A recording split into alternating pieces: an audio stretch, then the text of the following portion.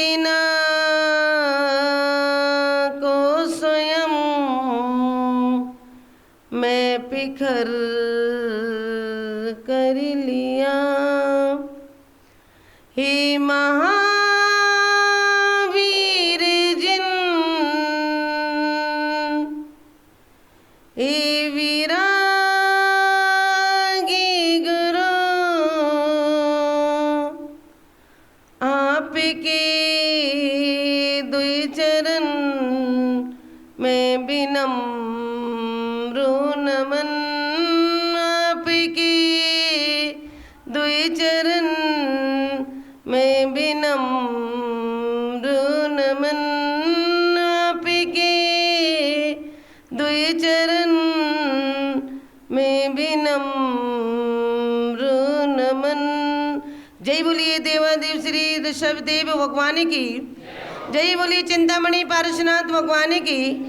जय बोलिए संत श्रोमणी आचार्य गुरु विराग सागर जी महाराज की। जय बोलिए नवीन भट्टाचार्य आचार्य भगवान श्री विशुद्ध सागर जी महाराज की।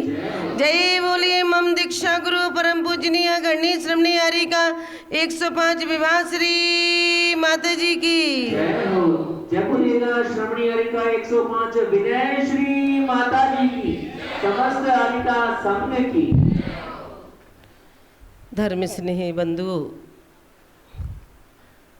जीवन के दो पहलू हुआ करते हैं। कितने पहलू होते हैं? कौन कौन से? जीवन के दो पहलू हुआ करते हैं। एक होता है धन और दूसरा होता है धर्म। एक साइड देखो तो धन है और दूसरी साइड देखो तो धर्म है।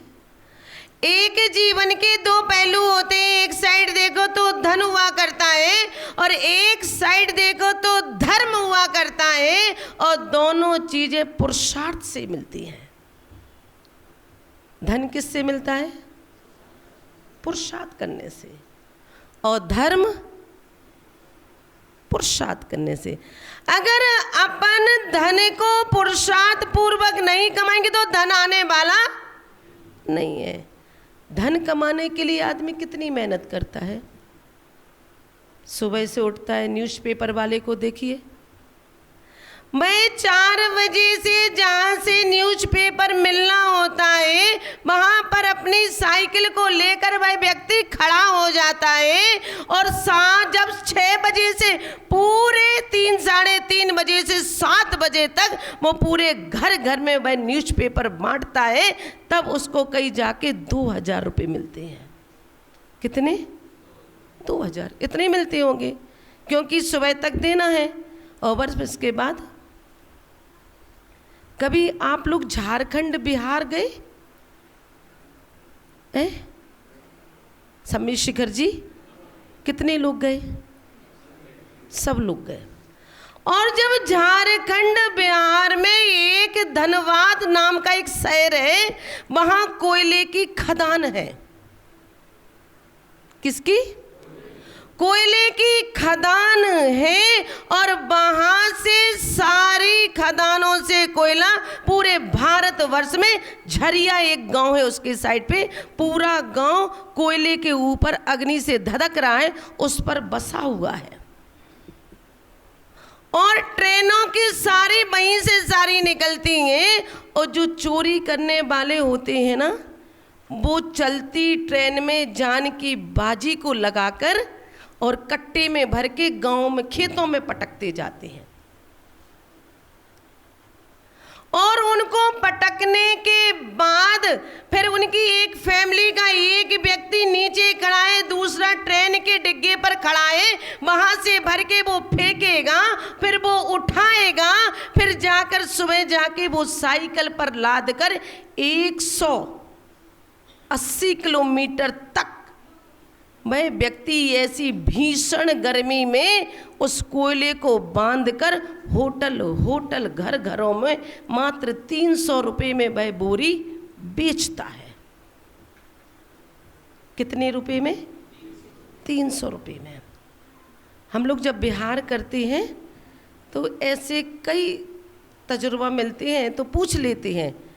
40-40 किलोमीटर तक बोरियों को लाद कर और पूरे पहाड़ की ऐसी घाटी पर लेकर मैं साइकिल से उन बोरियों को चढ़ाकर, पत्थर वाला कोयला, लकड़ी वाला भी नहीं, कौन सा, पत्थर वाला कोयला को ले जाकर मैं घर घर में, होटलों पर, ढाबों पर बेचता है। कितना उसने पुरुषार्थ किया, कितने रुपए के लिए, 400 मान लीजिए। पहले जान की बाजी लगाई ट्रेन पर चढ़ने के लिए, फिर परिवार को की जान की बाजी लगाई खेतों में, फिर वहाँ से समेटा, चलती ट्रेन धीमी हुई, कूदा और फिर साइकिल पे टांगा और फिर जाके वह गांव गांव जाकर उसको बेचा, तब 300 रुपये कमा कर लाया। और किस पर, साइकिल पर। क्यों, जितने का तो कोयला नहीं उतना पेट्रोल जला के आ जाएगा। तो दोनों चीजें, धन भी बड़े पुरुषार्थ करने से मिलता है। मजदूर दिन भर खटता है फिर भी उसको 700 रुपये देते हो, पुरुषार्थ करता कि नहीं। आप दुकान पर सुबह से जाते हो, रात के 10 बजे तक पुरुषार्थ करते हो जब पैसा कमाते हो। आप किसी के यहाँ नौकरी करते हो प्राइवेट कंपनी में, तो बच्चों को 12-12 घंटे जब वो खटाते हैं तब उनको 80,000 रुपये महीने का पैकेज देते हैं। धन किससे कमाया, पुरुषार्थ से। और धर्म पुरुषार्थ से। घर में बैठे कहो आदिनाथ भगवान की जय, मन में भगवान है हमारे, कह देते हैं ना कई लोग, हमारे तो मन में भगवान है, मंदिर जाने से क्या होगा। वे होते हैं आलसी प्रमादी लोग, जो कहते हैं मन को शांत रखो तो भगवान तो अपने अंदर ही बसा हुआ है। तो ऐसा नहीं है। सोच लिया करो सुबह से कि बिस्तर में लेटे लेटे चाय आ गई, बनवाने की कहाँ ज़रूरत है। सोच लिया करो भोजन कर लिया तो भोजन बनवाने की क्या ज़रूरत है, क्या खाने की ज़रूरत है। दोनों चीज़ों को भी पुरुषार्थ तो करना पड़ेगा। बिना पुरुषार्थ के कोई भी चीज़ हमें प्राप्त नहीं होती है। अब आप कहो कि पुरुषार्थ नहीं करे ऐसा ही आ जाए, तो पैसा ऐसे आने वाला नहीं है। धन तो कमाओ और धन कमाना भी चाहिए। धन नहीं कमाओगे तो कोई पूछेगा भी नहीं। पूछेगा कोई? कोई नहीं पूछेगा। अगर धन जिसके पास नहीं होगा उसको पीछे के पीछे, और 11,000 से सीधी 31,000 कर दे तो अगली बार के चतुर्मास में तो वो हाईलाइट हो जाएगा। फलाने समय में 18 लाख का कलश लिया था, हो गया ना। अरे धन कमाना चाहिए और धन कमाने की आवश्यकता है। अगर तुम धन नहीं कमाओगे तो खाओगे क्या? धन नहीं कमाओगे तो पियोगे क्या? धन नहीं कमाओगे तो शरीर का श्रृंगार कैसे करोगे? धन नहीं कमाओगे तो पूजा अर्चना कैसे करोगे? धन नहीं कमाओगे तो ये चिकित्सालय कैसे बनेंगे? धन नहीं कमाओगे तो पूजा अनुष्ठान कैसे होंगे? और धन नहीं कमाओगे तो हमारा संसार कैसे चलेगा? कमाना चाहिए धन। धन नहीं होगा तो कोई पूछने वाला भी नहीं है, पत्नी भी नहीं पूछेगी। एक दिन ब्यूटी पार्लर के लिए 500 रुपये नहीं दो तो दूसरे दिन तुम्हें भूत बना देगी वो। एक दिन स्त्री की मांग अगर तुमने एक बार भर दी तो जिंदगी भर उसकी मांगे तुम्हें भरनी पड़ेंगी। देखो, जिस समय पंडित ने तुमसे कहा था कि एक सिक्का से उस स्त्री की मांग भर दो और तुम जिंदगी भर उसकी मांगे मोर्चा लेके बैठ जाती है, मेरी मांगे वो करनी पड़ती है। उसका श्रृंगार कभी पूरा हो ही नहीं सकता है। बच्चों को पढ़ाने के लिए आपको धन कमाना पड़ेगा, बच्चों को लिखाने के लिए आपको धन कमाना पड़ेगा, बच्चों को बिजनेस करवाने के लिए आपको धन कमाना ही पड़ेगा। अगर जो व्यक्ति धन नहीं कमाता है उसकी दुर्गति, घर में दशा देखो वो कैसा होता है। एक दिन बुखार चढ़ाए और वो दुकान नहीं जाए, फिर क्या करेंगे? पड़े ही पड़े रहोगे। बुखार तो ऐसा सबको चढ़ा ही रहता है, दुकान कब खोलोगे, खर्चा कैसे चलेंगे? कोविड के समय सब लोगों ने अपने घर में रखा हुआ खाया, तो पत्नी आके सुनाती थी सबके वजन बढ़ गए, कमाई का चारा नहीं रहा है, और जाने के थोड़ा बहुत काम बिजनेस देके ऑनलाइन करो। तो बेचारे को एक बाल्टी, एक पोंछा, एक झाड़ू, वही चीजें पकड़ा दी। बेचारे दिन भर लगा रहता था, झाड़ू पोंछा। इधर पत्नी ने बनाया, खाया और झाड़ू पोंछा, क्योंकि बर्तन वाली, झाड़ू पोंछा वाली तो आ नहीं रही थी, तो उसके पैसे वसूल इनसे करवा रही थी। अगर एक दिन भी आप पैसे को नहीं कमाते हो, आप बिजनेस नहीं करते हो, तो आपकी 2 पैसे की वैल्यू नहीं है। अगर साधु के पास पैसा है तो वह 2 कौड़ी का, और साधु के, श्रावक के पास पैसा नहीं तो वो 2 कौड़ी का। अगर साधु पैसा रखने लगे तो वो 2 कौड़ी का, और श्रावक के पास पैसा नहीं है तो भी वो 2 कौड़ी का। तो धन को तो कमाओ, लेकिन धर्म को कील पर टांग कर मत कमाओ। धन कमाने के लिए मनाही नहीं कही गई है। धन कमाइए, धन कमाओगे तभी तो बड़े बड़े आप अनुष्ठान करवा पाओगे, पूजा पाठ करवा पाओगे। लेकिन अगर तुमने धर्म को टांग दिया और धन कमाने में जीवन को व्यापन लगा दिया, तो वह धर्म आपका धर्म नहीं रहेगा और धन भी आपका अनर्थ में चला जाएगा। ऐसा है। सुबह से जाते हो, भगवान की पूजा अभिषेक को भूलकर, धर्म को भूलकर बिजनेस पे जाते हो। अगर किसी को बुखार, जुखाम, खांसी हो जाए तो सच बताना, सबसे पहले क्या भूलते हो? क्या भूलते हो? अगर आपको 102 डिग्री का बुखार आ जाए, आपको भयंकर जुखाम हो जाए, और सबसे पहले क्या भूल जाते हो? धर्म भूलते हो ना।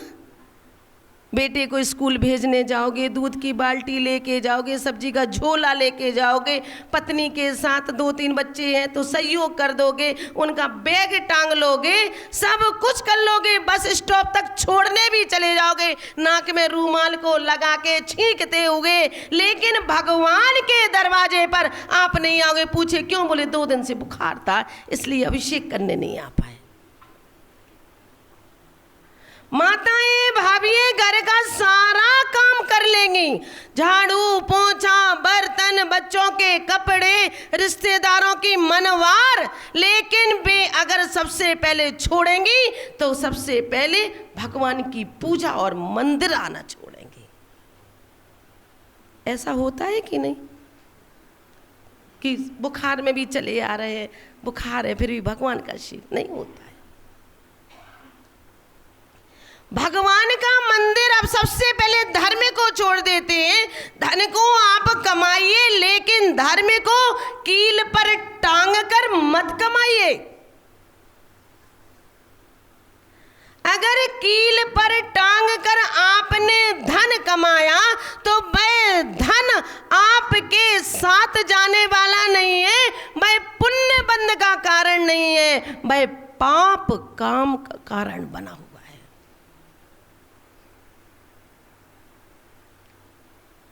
अगर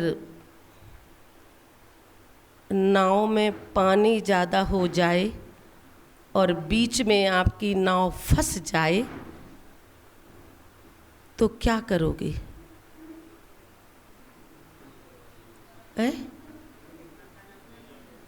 नाव में आपके पानी भरने लग जाए और आपकी नाव बीच भंवर में फंस जाए तो आप सबसे पहले क्या करोगे? नाव से कूद जाओगे कि पानी को निकालने लगोगे? पानी को निकालोगे ना।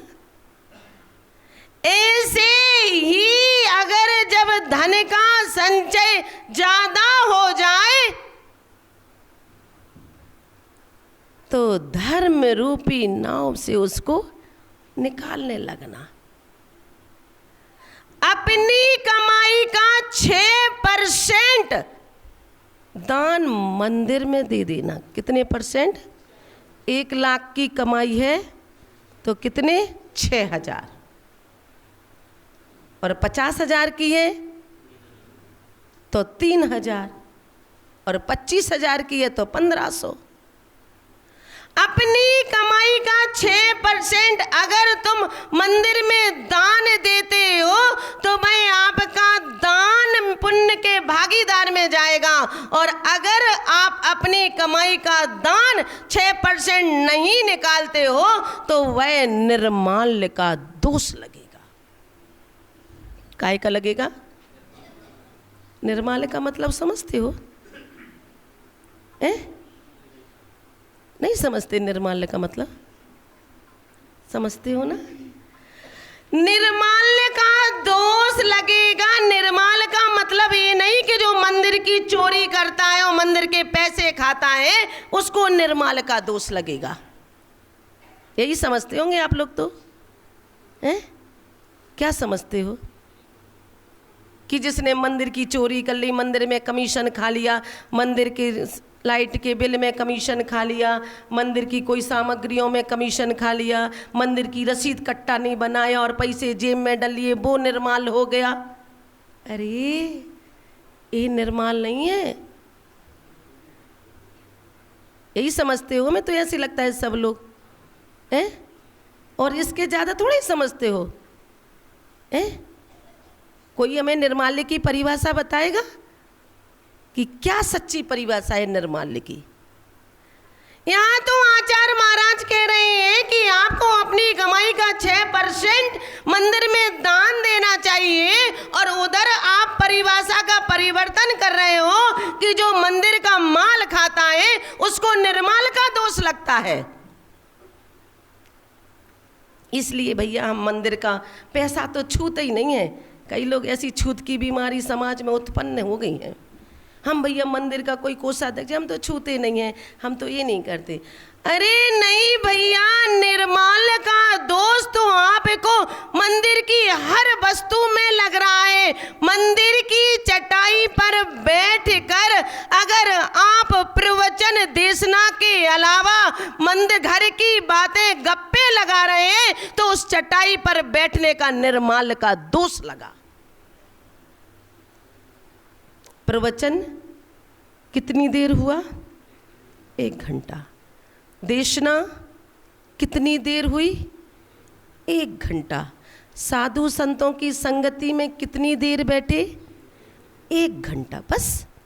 अब 1 घंटे के अलावा और तुम घर की पंचायती करने लगे, रिश्तेदारों की पंचायती करने लगे, तो जितने समय तुमने इस चटाई का उपयोग किया भाई आपको निर्माल्य का दोष लग गया। क्यों?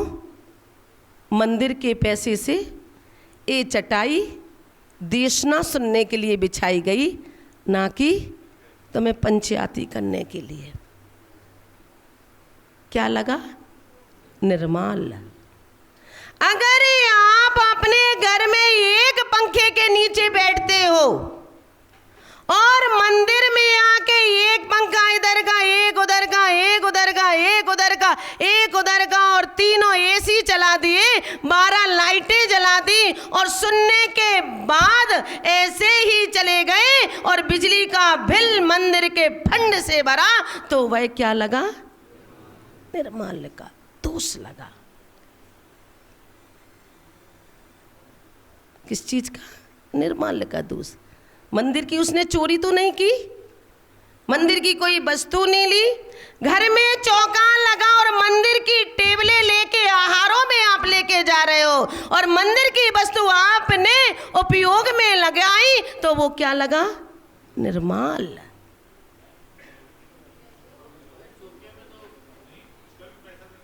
आपको मंदिर की चौकी यूज अपने घर के चौके में आहार के समय ले जा रहे हैं, और मंदिर की पूजन के उपयोग के लिए वो चीज आई थी, ना कि तुम्हारे घर में भोजन की थाली रखने के लिए आई थी। वो निर्मल का दोष हुआ।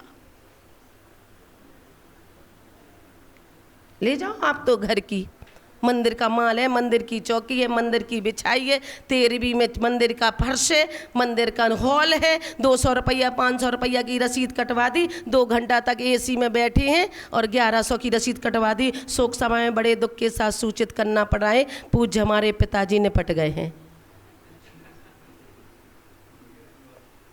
और बाद में 1100 की रसीद कटवा के 3-3 4-4 एसी यूज किए, आपने मंदिर की बिछाई को यूज किया, मंदिर का माइक यूज किया, मंदिर की माचिस यूज की, मंदिर का पलासना यूज किया, मंदिर की टेबल यूज की, मंदिर के तखत यूज किए, मंदिर की भूमि यूज की, और तुमने 1100 की रसीद कटा के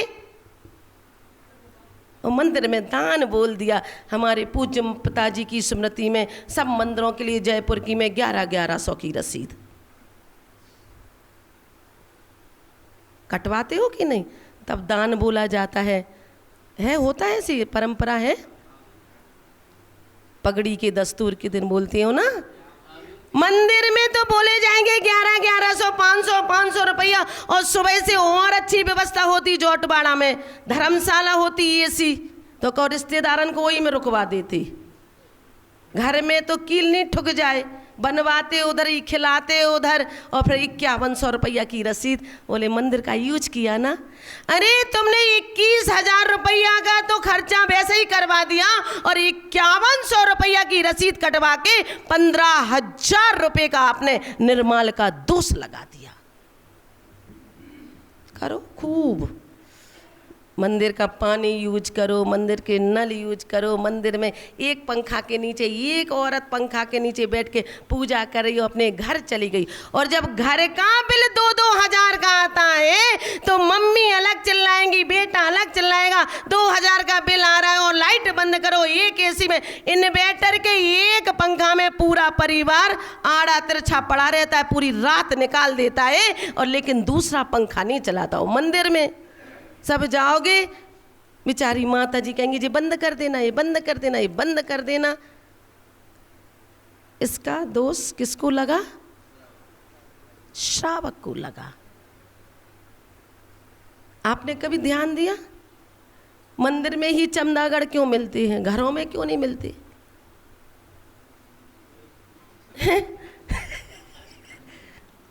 चमदागढ़ क्या बोलते हैं? चमदागढ़ तो उल्टे लटके होते हैं। वे मंदिरों में ही क्यों मिलते हैं? घरों में लटक जाएं, पेड़ों पे लटक जाएं, धर्मशालाओं में लटक जाएं, रिश्तेदारों के घर में लटकने जाएं, लेकिन वे मंदिर में ही क्यों लटकते हैं? क्योंकि वे सारे मंदिर के ट्रस्टी थे, तो एक जगह लटके हैं।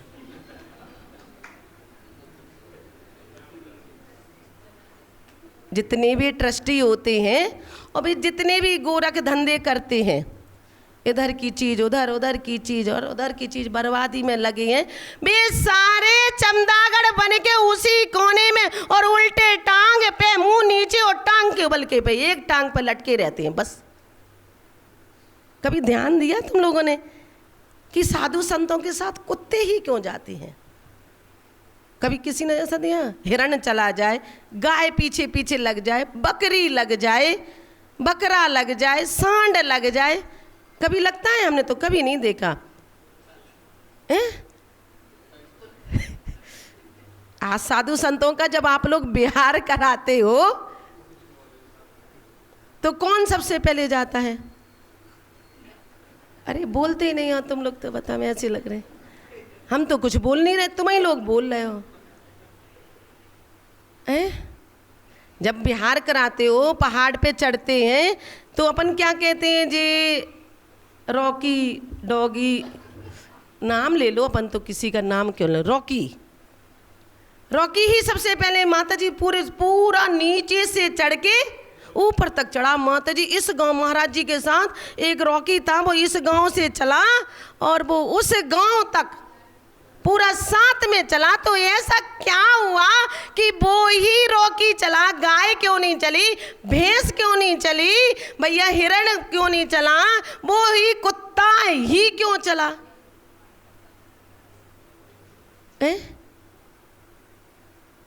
बोलो, कोई बोलते ही नहीं हो। क्या कह रहे? किसका? कुत्ते का? किसके साथ बताओ, किसके साथ होगा? उस साधु के साथ है? हाँ सही कह रहे हैं। उसका पूर्व का बंद बना होगा तो वो साधु के साथ चल रहा है। तो वो बना कैसे?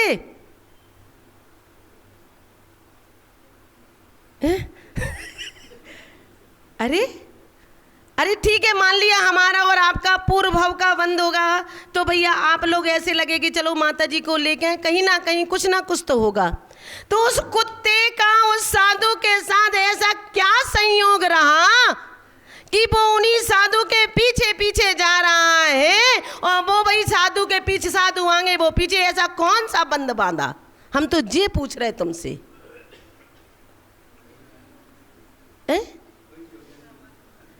अरे उस ट्रस्टी ने, उस कमेटी के अध्यक्ष और मंत्री ने मंदिर का निर्माण खाया होगा और साधु की भक्ति भी की होगी, तो मायाचारी की होगी। तो आचार्य भगवान उमा स्वामी महाराज ने कह दिया, माया त्रियोगन से, मायाचारी करने से त्रियंच गति का बंद होता है।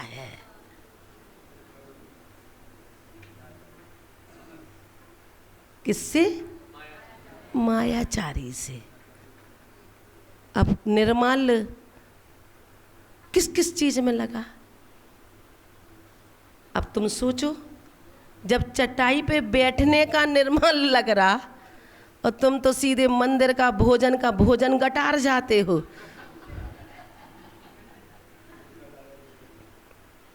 गटार जाते कि नहीं गटार जाते हो?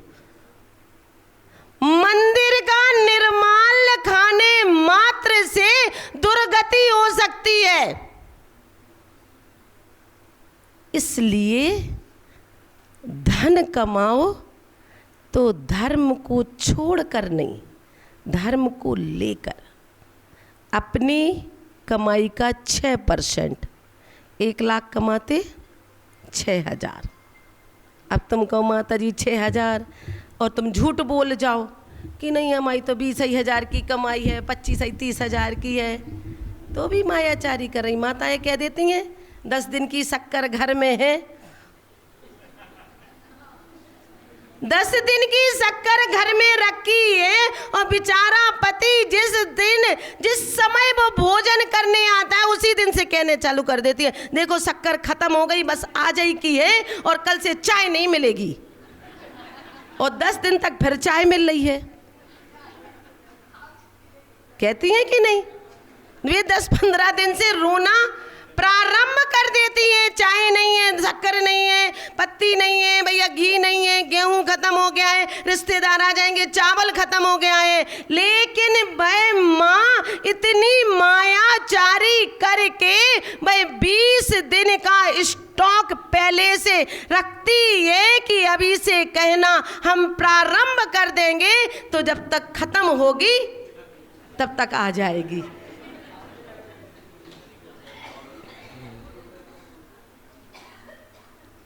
करती है कि नहीं? ये माताएं सब मायाचारी का दोष है। तुम घर की हररे खत्म हो जाए तो हो जाए और एक बार कह दो कि भाई देखो चाय की पत्ती आज खत्म हो गई, कल रिश्तेदार आएंगे तो हम चाय नहीं बना पाएंगे, डिब्बा पूरा खाली हो गया। अब ऊपर के डिब्बे में तो चाय की पत्ती 2 किलो की रखी और नीचे का डिब्बा तुम पति की सिर पे बजाती हो, देख लो खत्म हो गई, खत्म हो गई, डमरू की तरह। और वो पति भी इतना होशियार है, उसने तुम्हारी जात को पहचान लिया है कि पत्नी कभी भी कोई चीज खत्म नहीं कर सकती, चीज का स्टॉक तो रखा ही है। अब तुम किसका मायाचारी करती हो?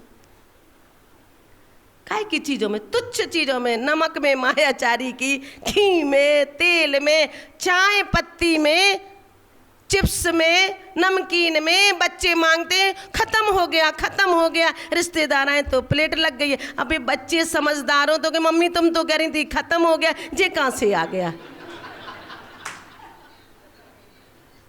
तुमने उस बच्चे के साथ मायाचारी की और अपनी स्त्री पर्याय का फिर से बंद कर लिया और मायाचारी करके जो स्त्री बन गई। किसके लिए कर रहे हो?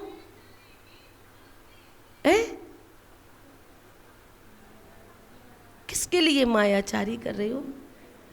ये सब मायाचारी का परिणाम है कि स्त्री बनना पड़ा। चलो भाई कोई बात नहीं, स्त्री बन भी गई तो भी अब भी समझ जाओ कि भैया मायाचारी नहीं करना है। खत्म हो गई यानी खत्म। अब तुम्हें इनको नाक कटने की परवाह नहीं तो तुम काहे चिंता कर रही? अपने आप लाएंगे।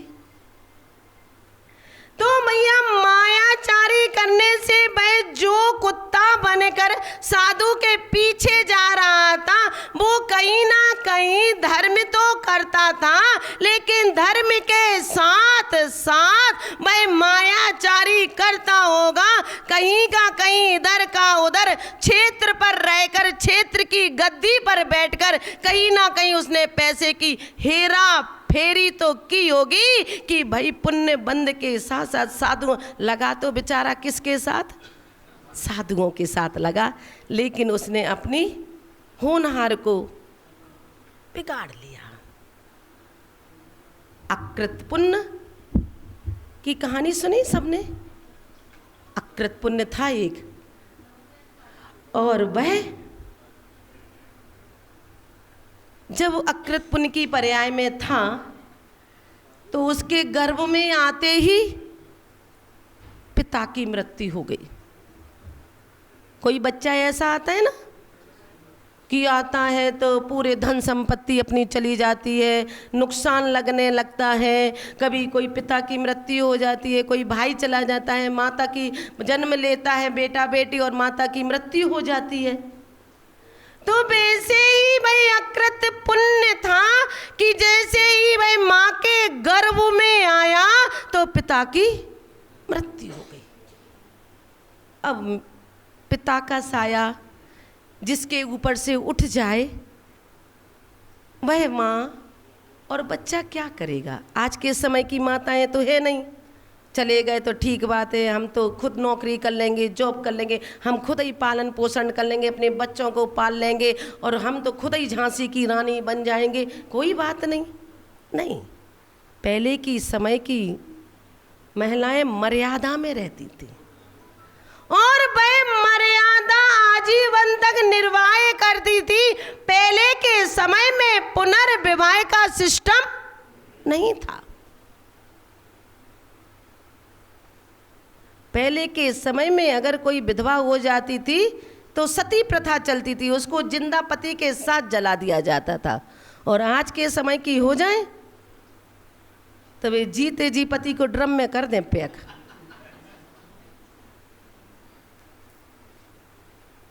पहले के समय की ऐसी सती प्रथा थी कि पति के साथ हो जाती थी। तो ऐसे ही भाई अकृत पुण्य की माँ थी कि जब पिता का साया गया और घर से बेघर हो गई, पूरी संपत्ति खत्म हो गई, तो भाई बेटे को लेके दूसरे गांव चली गई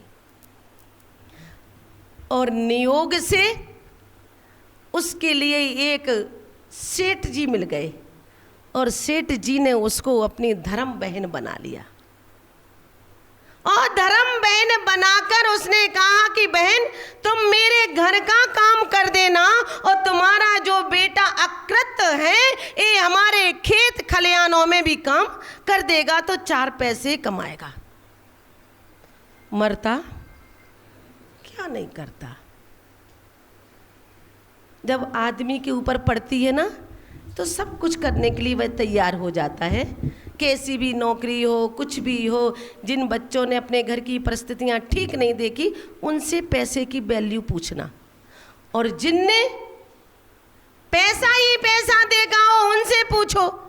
ना तो उन बच्चों का बोलने का तरीका अच्छा रहेगा, ना उनका उठने बैठने का तरीका अच्छा रहेगा, और वे जितने भी 100 में से 95% बच्चे गधाचंद रहते हैं, वे पढ़ने में होशियार नहीं रहते। क्यों? परिस्थितियां उन्हें देखी ही नहीं है। और जिन बच्चों ने परिस्थितियां कठिन देखी हैं वे बच्चे हमेशा समझदार, इंटेलिजेंट निकलेंगे। क्यों? उन्हें उस चीज़ की कीमत है। तो उसने कहा भाई ठीक है सेठ जी, जी जाएगा तो खेत में काम करेगा और कुछ पैसे कमाएगा, हम आपके घर का झाड़ू पोछा करके। माँ ने कहा ठीक। भाई पुत्र, भाई माँ का बेटा जब गया तो महीने की आखिरी दिन पर गया तो सेठ ने सब मजदूरों के लिए चने दिए मजदूरी में, तो उस अकृत्य को भी चने दिए और उसने अपनी तौलिया गमछे में बांधा और उस गमछे में एक छेद हो गया। गमछे में छेद नहीं था, उसके पुण्य में छेद था। कोई व्यक्ति कितना मेहनत करता है, कितना मेहनत करता है, कितना, फिर भी उसकी दुकान नहीं चलती है। और सामने वाले की दुकान 10 बजे खोलेगा और आदमी ऐसे झोला लेके खड़े रहेंगे, इस किराने वाले की दुकान खुलेगी और हम जल्दी से लाएं, और चिल्लाता रहता है हमें दो हमें दो हमें दो हमें दो। और सामने वाले की दुकान पर भी वही वस्तु, दाल चावल निरमा साबुन काजू किशमिश सब कुछ मिल रहा है, लेकिन आदमी उसकी दुकान पर नहीं चढ़ता है। और जिसकी दुकान 10 बजे खुल रही है उसकी दुकान पर लाइन लगी है जी, कहीं ना कहीं किस्मत का जोर का मारा हुआ है। कहीं ना कहीं उसने किसी ना किसी की में अंतराय डाला होगा, तो आज उसके बिजनेस में अंतराय डल रहा है। वस्तु दोनों की एक सी है, दोनों की दुकानें बगल अगल में है, दोनों की दुकानें आमने सामने हैं, लेकिन एक की दुकान पर एक भी ग्राहक नहीं चल रहा है। बेचारा 6 बजे से बैठा हुआ है, गिरगिट की तरह गर्दन को बाहर अंदर कर रहा है, और एक बेचारा दुकान की ताले ही नहीं खोल पा रहा है। और वो कह रहा है कि हमारा सामान दे दो भैया, हम 2 घंटे से इंतजार कर रहे हैं, हमारी बस का टाइम हो गया। तो भैया उसके पुण्य में छेद है, जिसकी दुकान नहीं चल रही है, सुबह से लेकर भगवान का अभिषेक पूजन पाठ करके जाता है, फिर भी उसके धंधे में बरकत नहीं हो रही है। तो भैया पिछला कर्म अभी उदय में आ रहा, अभी तो अच्छा कर रहे, लेकिन पिछला कर्म अच्छा नहीं था। तो अकृत पुण्य के लिए सेठ जी ने चने दिए और उसने अपनी गठान लगाई और कहता है चलो मैं माँ के चरणों में सबसे पहले अपनी कमाई के चने देता हूँ। और उसने जैसे ही सिर पर पोटली रखी और एक एक चना करके जब तक वह घर पहुँचा तो 4 चने हाथ में रह गए। जब सेठ जी ने चने दिए तो चने थे और उस अकृत्य के हाथ पर आए वही चने अंगारे बन गए। क्या था? उसका पाप कर्म का उदय था। हम तो भाई तुम्हें चने दे रहे हैं, अपने हाथ से चने दे रहे हैं, लेकिन तुम्हारे हाथ में जाके वो चने अंगारे बन रहे हैं, तो कहीं ना कहीं वो पाप कर्म का उदय है। भाई बच्चा सेठ से कहता है सेठ सबको तो आप चने दे रहे हो और मुझे अंगारे दे रहे हो। सेठ कहता है भाई इस अंगारे मुझे वापस कर दो। सेठ के हाथ में आते हैं तो फिर से चने बन जाते हैं। अब जब मैं माँ के पास पहुंचा और रोने लगा कि माँ जब सेठ ने चने दिए तो अंगारे बन गए और मैं तो आज की कमाई कुछ लेकर नहीं आया। माँ ने बच्चे को सांत्वना दी, कोई बात नहीं, सेठ अपने घर पर आया और अपने बच्चों के साथ दूध की खीर खा रहा था। जिसने कभी खीर नहीं खाई हो और उसके सामने खीर रखी हो तो कैसा मन होगा?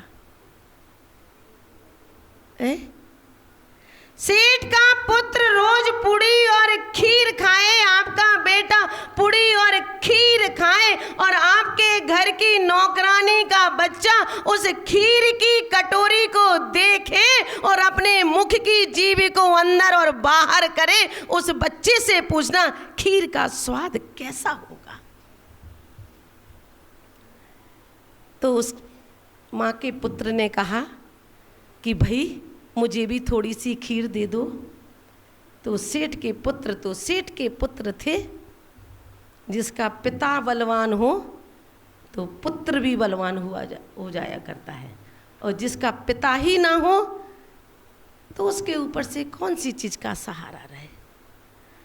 उसने, उनके सेठ के पुत्रों ने उस बच्चे को मारकर भगा दिया, और वह बच्चा बाहर बैठकर रो रहा था और माँ से रोते रोते कह रहा था कि माँ आज हम भी खीर खाएंगे, आज वे सेठ के पुत्र खीर खा रहे हैं।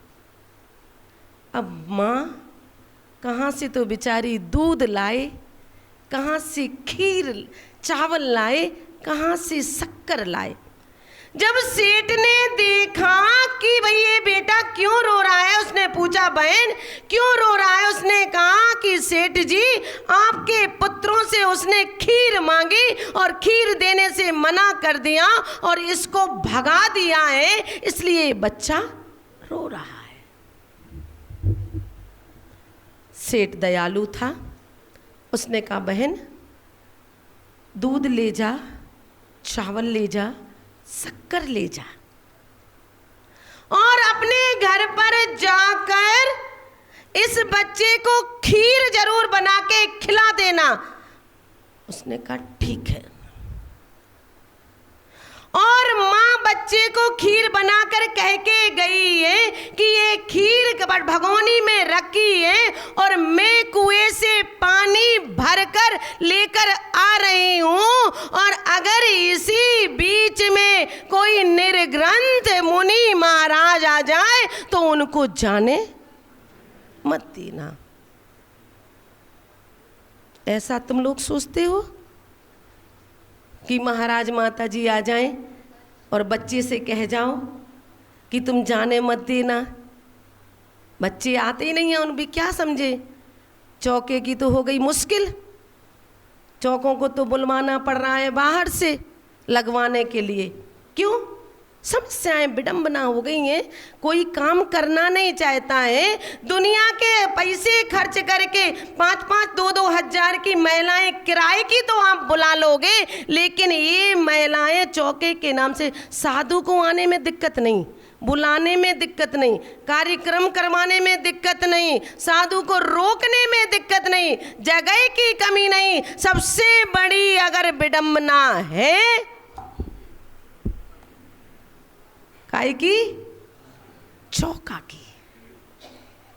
आज आप कहीं भी चले जाइए, यहाँ की नहीं, जयपुर की नहीं कह रहे, कहीं भी किसी भी शहर और गांव में चले जाइए, सब चीज की पैसा 1000 की जगह 3000 खर्च कर देगा, लेकिन चौके की व्यवस्था नहीं कर सकता है। वो पहले महिलाओं से पूछेगा, देखो भाई माता जी आ रही हैं, चौका का काम तो आप ही लोगों का है, आप लोग रेडी हो? तो महिलाएं कहेंगी देख लो, एक जोड़ा बुला लेंगे, ऐसा कर लेंगे, वैसा कर लेंगे। 3 काम किराए की नहीं होते हैं। एक तो भगवान की पूजा, दूसरा साधुओं को आहार, और तीसरा संतान की उत्पत्ति। क्या? 3 चीज कभी किराए के टट्टुओं से मत करवाना, ना तो जिनेंद्र देव की पूजन, और ना साधुओं के आहार, और ना खुद की संतान किराए के टट्टुओं से उत्पन्न होती है। ये 3 चीज कभी मत करवाना। सबसे पहले विडम्बना तो चौका की है। माता जी महाराज जी तो आ जाए, काम क्या है, 1 घंटा प्रवचन सुना देंगी, ऊपर बैठी हैं बेचारे, लेकिन चौका कौन लगाए भैया? घर घर जाके कहना पड़ता है भैया कल का 2 दिन का चौका तुम्हारा, 2 दिन का तुम्हारा। और महिलाएं भी कहती बस 2 दिन का, 2 दिन से तीसरे दिन नहीं, हमारे तो बच्चे पढ़ रहे हैं, लिख रहे हैं, ऐसा है वैसा है, जी है फलान। और इतने बहाने उनके दिमाग में रहते हैं कि अपन तो चौके की बात ही नहीं कर पावे, पहले ही चिट्ठा पकड़ा देती हैं।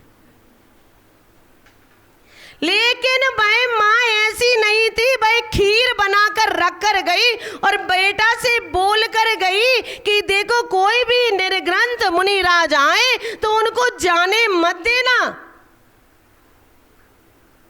भाई बेचारा बच्चा दरवाजे पर बैठा हुआ था और दरवाजे पर बैठा हुआ माँ का इंतजार कर रहा था कि माँ आएगी और माँ मुझे जल्दी से कटोरे में खीर देगी, मैं जल्दी से खीर खाऊंगा। और जैसे ही बेटा उस बाहर बैठे हुए चबूतरे पर और देखता है तो ऊपर से चारण रिद्धिधार निर्ग्रंथ मुनि मुद्रा को लगाकर आ रहे थे। और जैसे ही उस बच्चे की दृष्टि पड़ी और उस बच्चे ने महाराज को रोक लिया, महाराज हम आपको जाने नहीं देंगे, माँ मुझसे कहकर गई है कि अगर कोई निर्ग्रंथ मुनि राज आए तो उनको रोक कर रखना, अगर महाराज आप चले गए तो माँ मुझे खीर खाने को नहीं देगी। बच्चे का भाव पड़गाहन का नहीं था, किसका था? खीर का था। बच्चे को बैठा जाते हो ना दुकान पे कि दुकान पे बैठना, जब तक हम नहीं आएंगे तो तुम्हें पक्का हम 50 का नोट देंगे। वो बेटा केवल 50 के नोट की लालच में दुकान पर ऐसी एकाग्रता से बैठता है कि घर के रिश्तेदार भी कपड़ा देखे तो वो कह देता है नहीं अभी पापा नहीं है। क्यों? लालच क्या थी? 50 के नोट की थी। आप अपने घर में बच्चों से काम करवा लो और एक काम के केवल 10 रुपया दो, बच्चा 10 बार ऊपर नीचे हो जाएगा।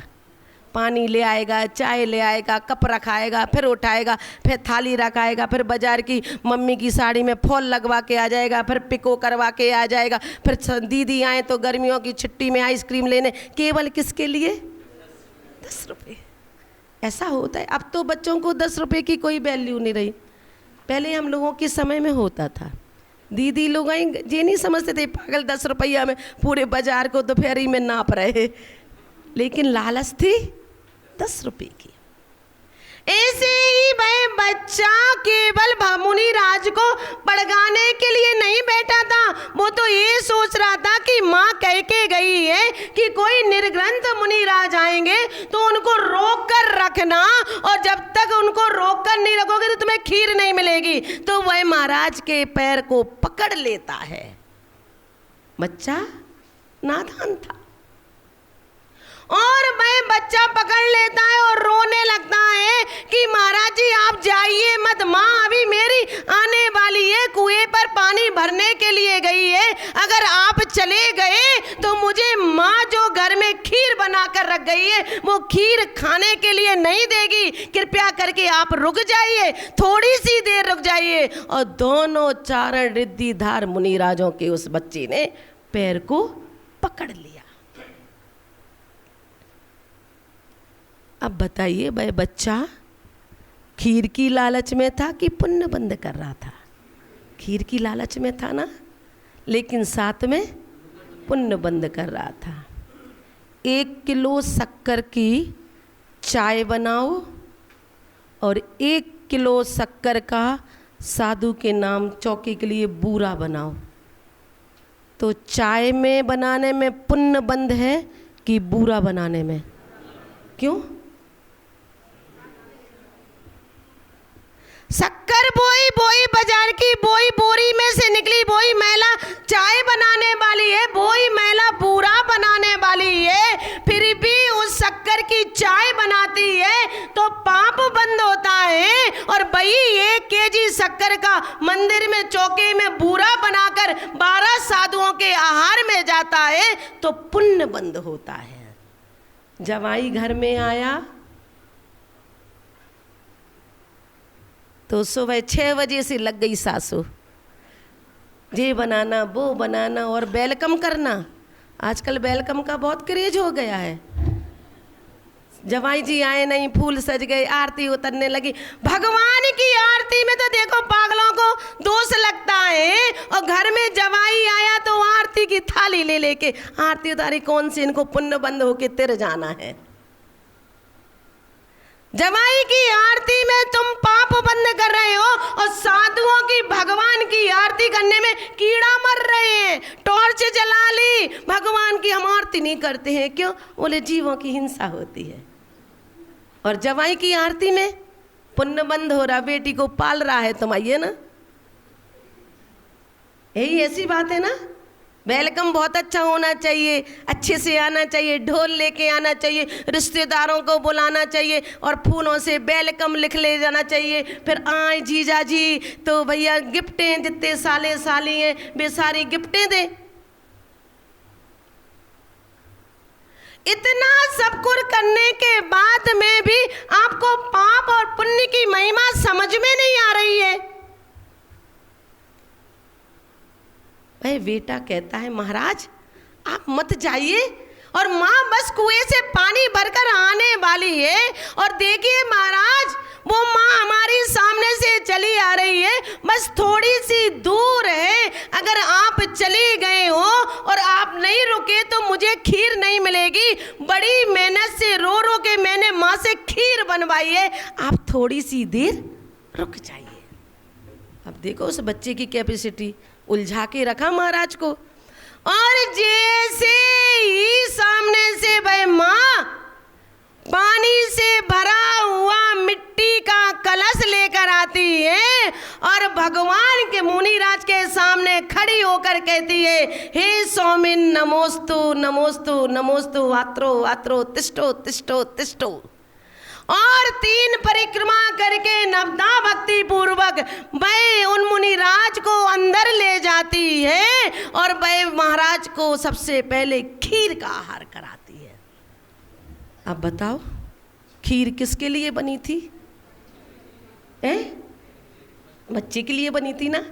उस बच्चे के लिए खीर बनी थी और बच्चा सामने बैठा है कि दोनों मुनिराज कहीं पूरी खीर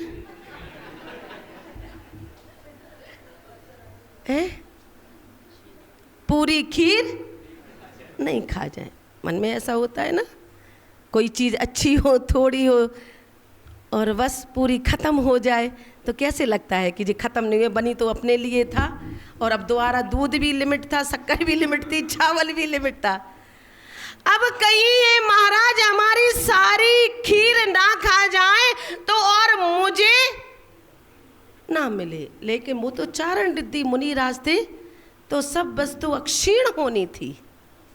महाराज आहार करके चले गए, बेटे ने भी खीर खा ली, माँ ने भी खीर खा ली, फिर भी खीर खत्म नहीं हुई और पूरे गांव में खीर बंटवा दी, फिर भी खीर खत्म नहीं हुई। साधुओं का चौके का भोजन कभी कम नहीं पड़ता। कोई भी साधु का आप चौका लगाकर रख देखिए, पूरे साधु भी आहार कर जाए, मिलने जुलने वाले भी कर जाए, फिर भी साधुओं के आहार के बाद में इतना भोजन बचा रहता है कि शाम को भी तुम लोग गरम करके खा लेते हो।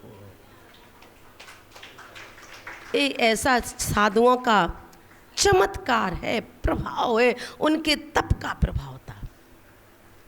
उस बेटे ने उस आहार दान के पुण्य से मुनि महाराजों को रोका, आचारण रिद्धि मुनिराजों को रोक कर रखा और खीर खा के गर्मी में अच्छा पानी पी के सोया नहीं।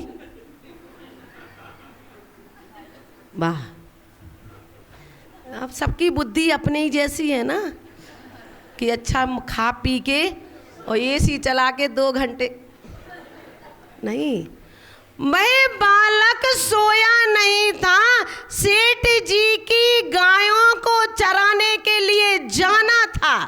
सो उठाई उसने डंडी और खीर खा के पानी पीकर वह खेतों में, गांव में, खलिहानों में चला गया।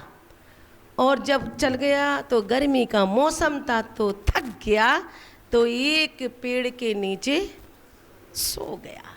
घर में नहीं सोया, कहाँ सोया? खेतों में जाके मैं सो गया। और उसकी ऐसी नींद लग गई और उसने देखा कि सारी गायें शाम हो गई और गायें अपने अपने घर को लौट गई। उसने सोचा कि मैं अगर गाय नहीं मिली तो सेठ जी गुस्सा होंगे, सेठ जी गुस्सा होंगे, तो वो गायों को, जो गाय चरने के लिए गई थी, तो उनको ढूंढने गया और ढूंढते ढूंढते घनघोर जंगल में चला गया। वहां पर एक शेर ने उस बालक को खा लिया। क्या खा लिया? गाय सेठ जी की वापस आ गई, पुत्र वापस नहीं आ पाया। तो माँ ने सेठ से कहा कि सेठ जी गाय वापस आ गई है, लेकिन बालक वापस नहीं आया है। सेठ और 4 आदमियों को लेकर गया तो मात्र उस बालक की एक छिंगरी मिली। सेठ का दिल दहल गया और उस शेर का पेट भर गया। केवल मात्र आहार दान को देने मात्र से, अनुमोदना करने से, उन मुनिराज को रोकने मात्र से वही अकृत बालक धन्य कुमार बना। क्या बना? जब वह धन्य कुमार बना तो जब गर्भ से जब उसका जन्म हुआ तो उसकी नाल जहां गाड़ी गई, वहां पर सोने की असरपियों के, रत्नों के घड़े मिले। और जहां जहां गया वहां वहां उन्हें अपार संपत्ति कमाई, मात्र केवल आहार दान की महिमा से। और अकृत पुण्य कब बना? उसने मंदिर का निर्माण लिखाया था, मंदिर की चोरी की थी, जिसके कारण वह अकृत पुण्य बना। और साधुओं की कृत कारित अनुमोदना आहार दान की तो वह धन्य कुमार बना। अब बताइए, दोनों चीजें आपके सामने हैं। मंदिर का खाओगे तो अकृत पुण्य बनोगे, और साधुओं को आहार दान दोगे तो धन्य कुमार बनोगे। तो अकृत पुण्य बनना है कि धन्य कुमार बनना है? हैं? धन्य कुमार बनना है। तो इसलिए आचार्यों ने कहा कि धन का इतना संग्रह मत कर लेना कि तुम नरक में चले जाओ, और धन का इतना लुटा भी मत देना कि तुम सड़क पे आ जाओ। कीजिए शक्ति प्रमाण। आपकी जितनी शक्ति है उतना आप धन को विसर्जन करिए, और आपकी जितनी शक्ति है उतना रखिए। ज़्यादा जोड़ लोगे तो नरक में चले जाओगे। भगवान महावीर ने सबसे ज़्यादा खतरनाक कोई बात कही है तो केवल परिग्रह। परिग्रह ही सबसे बड़ी खतरनाक वस्तु है। तो जीवन में ध्यान रखना, इतना मत जोड़ना कि तुम नरक में चले जाओ, और इतना भी मत लुटा देना दिखावे में कि तुम सड़क पे आ जाओ। अब बोलियां तो ले ली और लो, हाँ 6 महीने में दे देना, साल भर में देना, 2 साल में दे देना, और भावुकता में आके ले ली। जिस दिन से बोली ली और जब तक मंदिर का पैसा नहीं चुकाया, तब से उसी दिन तक निर्माल का दोष, निर्माल के बोझे तले तुम दबे हुए हो। जितना है उतने में बोली लो और दो और फ्री दो, अब तुम 6-6 महीने को 8-8 महीने को बॉन्ड कर गए, कोई कोई 8 महीने में देना, 10 महीने में देना, 5 साल में दे देना, 10 साल। अब 10 साल में तुम मरे के जिए। अब बोली बोल के चले गए और बेटा से कहो कि भाई तुम्हारे पिताजी के नाम का ये दान बोला हुआ था, अब वो दान दो, तो बेटा कहेगा हम नहीं देते, हमारे पास हमारी कैपेसिटी नहीं है। तो पिता तो वैसे ही वो बोल के चले गए। इसलिए किसी को बॉन्ड करके मत रखना। आपके पास 2 रुपए की ताकत है तो आप 2 रुपए दीजिए ना। आपके पास 2 लाख की है तो आप 2 लाख दीजिए। आपके पास 5 रुपए की है तो आप 5 रुपए की दीजिए। मुझे निर्माल के तले नहीं दबना है।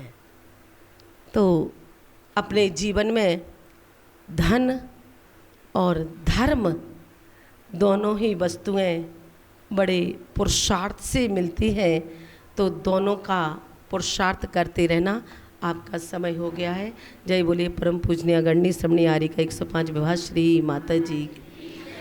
कल से पूज्य गणनी आरी का विवाह श्री माता जी की देशना इसी प्रांगण से होगी। और कल से ऐसा नहीं समझे अब माता जी छोटी मोटी थी तो हमने तो 2-3 दिन काम चला दिया। अब कल से पूज्य माता जी की देशना होगी तो सब लोग समय का 8:15 बजे ध्यान रखेंगे। जय बोलिए परम पूजनीय गणनी श्रमणी आरी का 105 विवाह श्री माता जी की। जय बोलेगा श्रमणी आरी का 105 विनय श्री माता जी की। जिन